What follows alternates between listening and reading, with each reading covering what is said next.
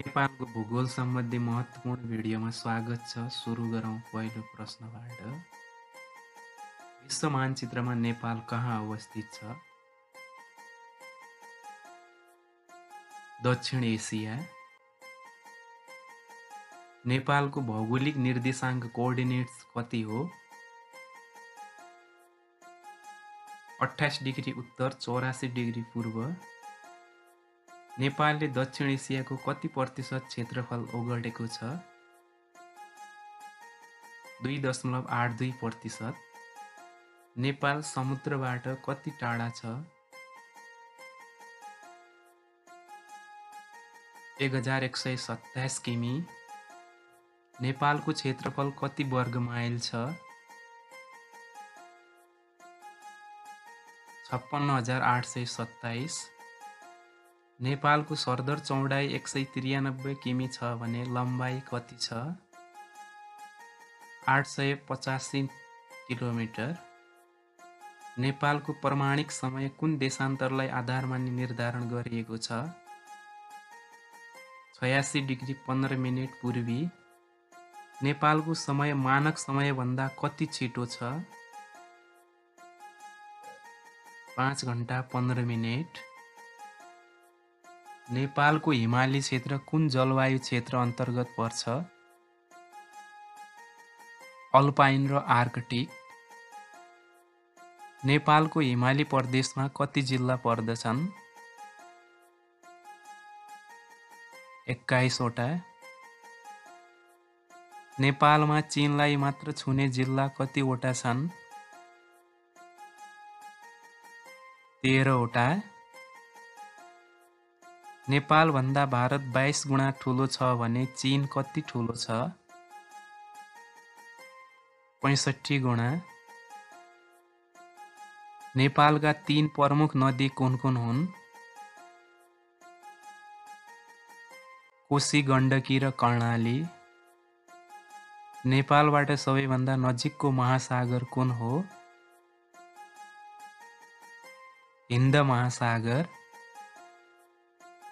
नेपालको सबैभन्दा ठुलो तालको क्षेत्रफल कति छ? 12 वर्ग किलोमिटर। नेपालको सबैभन्दा अग्लो झरनाको उचाइ कति छ? 381 मिटर।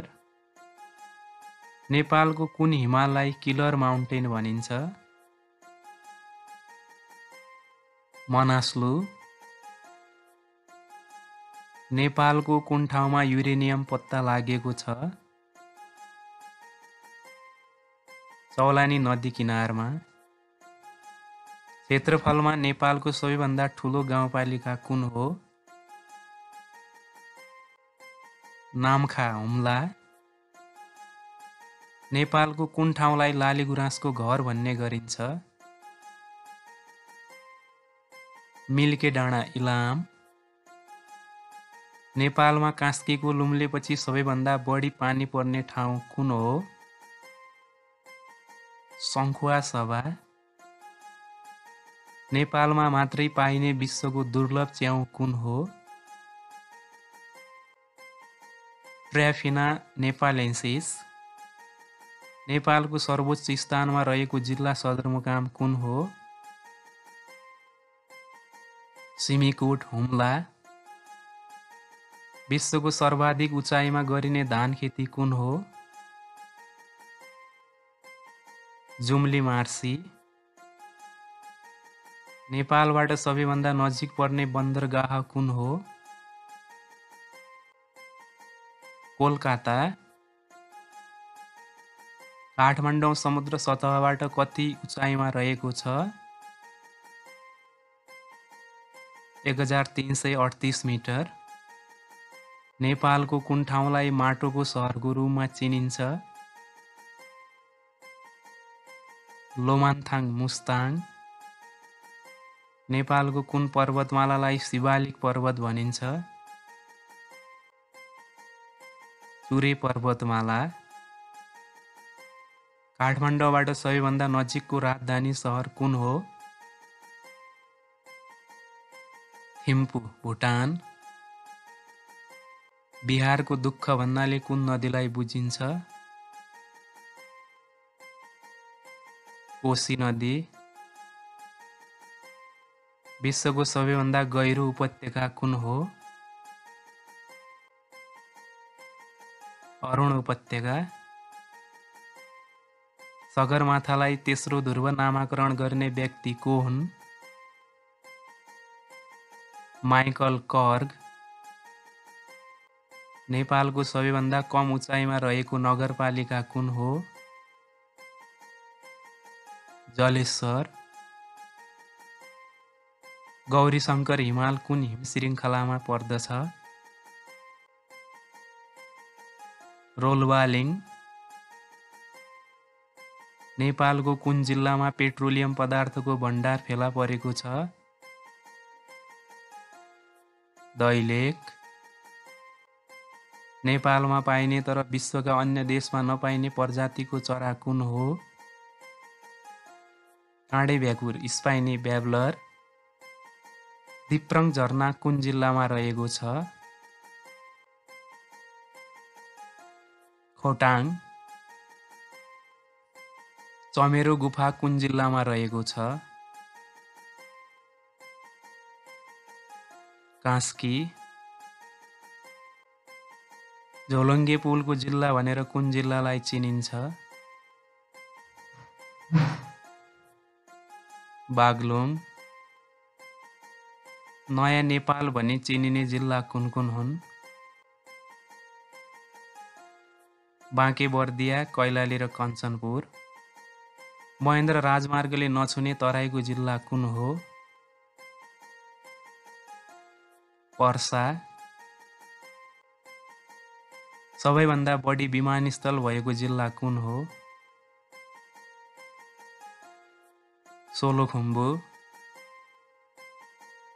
नेपालको नक्सासँग मिल्दो आकृति भएको जिल्ला कुन हो? बागलुङ। एक बास्केट भनेर चिनिने जिल्ला कुन हो? चितवन। सबैभन्दा धेरै जिल्लासँग सिमाना जोडिएको जिल्ला कुन हो? सिन्धुली। नेपालको उत्तरी बिन्दु चाङ्ला भन्ज्याङ हो भने दक्षिणी बिन्दु कुन हो? लोधाबारी। भक्तपुरको क्षेत्रफल 119 वर्ग किमी छ भने डोल्पाको क्षेत्रफल कति छ? 7889 वर्ग किलोमिटर। विश्वको सर्वोच्च स्थानबाट उत्पत्ति भएको नदी कुन हो? अरुण। नेपालको सबैभन्दा बढी गाउँपालिका भएको जिल्ला कुन हो? धादिङ 11वटा। नेपालको एउटा मात्र गाउँपालिका भएको जिल्ला कुन हो? चितवन इच्छाकामना। नेपालको कुन नदीको किनारमा शालिग्राम पाइन्छ? कालीगण्डकी। नेपालमा उत्तरगङ्गा भनेर कुन नदीलाई चिनिन्छ? सानो भेरी। भारतलाई मात्र छुने प्रदेश कुन कुन हुन्? मधेस र लुम्बिनी। नेपालका कुन कुन जिल्लाको क्षेत्रफल बराबर रहेको छ? रामेछाप र तनहुँ, बर्दिया र डोटी। क्षेत्रफलका आधारमा सबैभन्दा सानो गाउँपालिका कुन हो? परवानीपुर 12। चन्दननाथ मन्दिर कुन जिल्लामा पर्छ? जुम्ला। नेपालको सबैभन्दा होचो भूभाग कहाँ पर्छ? झापाको केशनाग अवल 58 मिटर। नेपालको सिमाना भारतसँग कति किलोमिटर जोडिएको छ? 1185 किलोमिटर।